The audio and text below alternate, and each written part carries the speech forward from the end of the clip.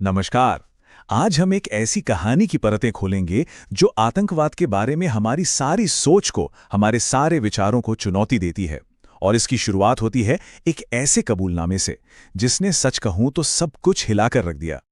तो चलिए इस बयान को जरा गौर से देखते हैं। ये जो बयान है ये पाकिस्तान के कब्जे वाले कश्मीर की असेंबली में एक नेता ने दिया और इसमें वो खुलेआम, बिल्कुल खुले तौर पर भारत की जमीन पर हुए एक हमले की जिम्मेदारी ले रहा है। अब जाहिर है इस कबूलनामे के बाद एक बहुत बड़ा सवाल खड़ा हो जाता है और ये सवाल हमें सीधा ले जाता है भारत की राजधानी दिल्ली के बीचों बीच हुई एक बहुत ही भयानक, एक विनाशकारी घटना की तरफ। बात है 10 नवंबर की। दिल्ली का ऐतिहासिक लाल किला और ठीक उसके बाहर एक जोरदार कार बम धमाका होता है। ये धमाका इतना जबरदस्त था, इतना विनाशकारी था कि इसमें 15 लोगों ने अपनी जान गंवा दी और 1 दर्जन से भी ज्यादा लोग घायल हुए। तो जब जांचकर्ताओं ने सबूतों को खंगालना शुरू किया तो बहुत जल्द ही इसके तार एक जाने माने, बल्कि कहें तो एक कुख्यात आतंकी संगठन से जुड़ते नजर आए। लेकिन कहानी में असली मोड़ तो अब आता है। जांच में सिर्फ एक आतंकी ग्रुप का नाम सामने नहीं आया, बल्कि उससे भी कहीं ज्यादा हैरान करने वाली एक बात पता चली।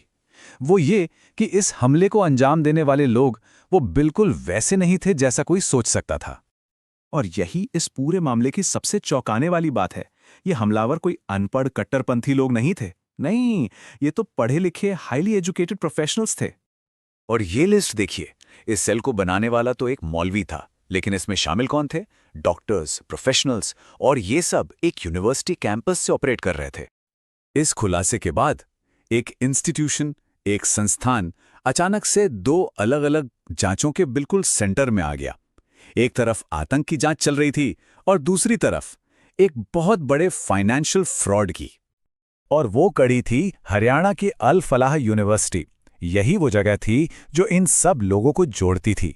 जो सुसाइड बॉम्बर था वो यहीं काम करता था और बाकी के सदस्य यहीं के छात्र थे।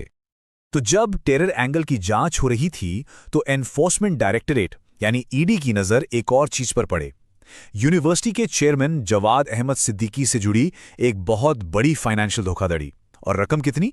415 करोड़ रुपए से भी ज्यादा। तो सवाल यह है कि यह धोखाधड़ी काम कैसे करती थी।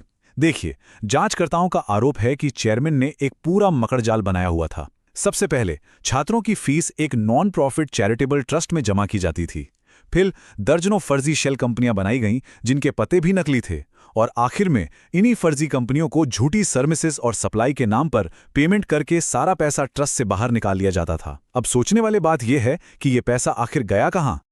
जांच में एक और बात सामने आई, वो ये कि इस नई नस्ल के आतंकवादियों को तैयार कैसे किया जा रहा था। और इसके लिए बहुत ही सोफिस्टिकेटेड, बहुत ही शातिर तरीके अपनाए जा रहे थे। जांचकर्ताओं को सुइसाइड बॉम्बर उमर नबी के बनाए हुए 70 से भी ज्यादा रिक्रूटमेंट वीडियो मिले। सोचिए, 70 से ज्यादा वीडियो। और उसके एक वीडियो में कही गई ये बात सुनिए, ये रोंगटे खड़े कर देती है। वो कहता है कि आत्मघाती बम विस्फोट एक गलत समझी गई अवधारणा है। मतलब वो हिंसा को सही ठहराने के लिए, पढ़े लिखे लोगों को अपनी तरफ खींचने के लिए कैसे कैसे तर्क दे रहा था। और उसका ये प्रोपेगेंडा सिर्फ किसी एक इलाके तक सीमित नहीं था। ये वीडियो कम से कम 11 लोगों को भेजे गए थे। हाँ, ज्यादातर कश्मीर में थे, लेकिन ये वीडियो उत्तर प्रदेश, केरल, कर्नाटक, मतलब देश के अलग अलग राज्यों में पढ़े लिखे नौजवानों तक पहुंच रहे थे। तो देखिए, ये पूरा मामला हमें खतरे के बदलते हुए चेहरे को दिखाता है। एक तरफ है पुराना खतरा, अनपढ़ कट्टरपंथी जो बाहरी ट्रेनिंग कैंप्स में तैयार होते थे और जिनका प्रोपेगेंडा भी काफी क्रूड होता था। और दूसरी तरफ है ये नया खतरा, पढ़े लिखे प्रोफेशनल्स जो यूनिवर्सिटी कैंपस को अपना अड्डा बनाते हैं, सोफिस्टिकेटेड वीडियो बनाते हैं और जिन्हें कोई शिकायत नहीं बल्कि एक विचारधारा ड्राइव करती है। और इसी वजह से इन्हें पहचानना, इन्हें पकड़ना कहीं ज्यादा मुश्किल है।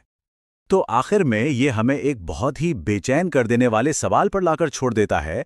जब आतंक लैब कोट पहनकर आए, जब वो डॉक्टर या प्रोफेसर के रूप में हमारे बीच हो, तो फिर उस खतरे को पहचाना कैसे जाए? दिल्ली ब्लास्ट का ये केस एक ऐसी ही नई और मुश्किल हकीकत हमारे सामने रखता है। ये सुरक्षा एजेंसियों और हम सबको ये सोचने पर मजबूर करता है कि अगला खतरा आखिर आएगा कहां से।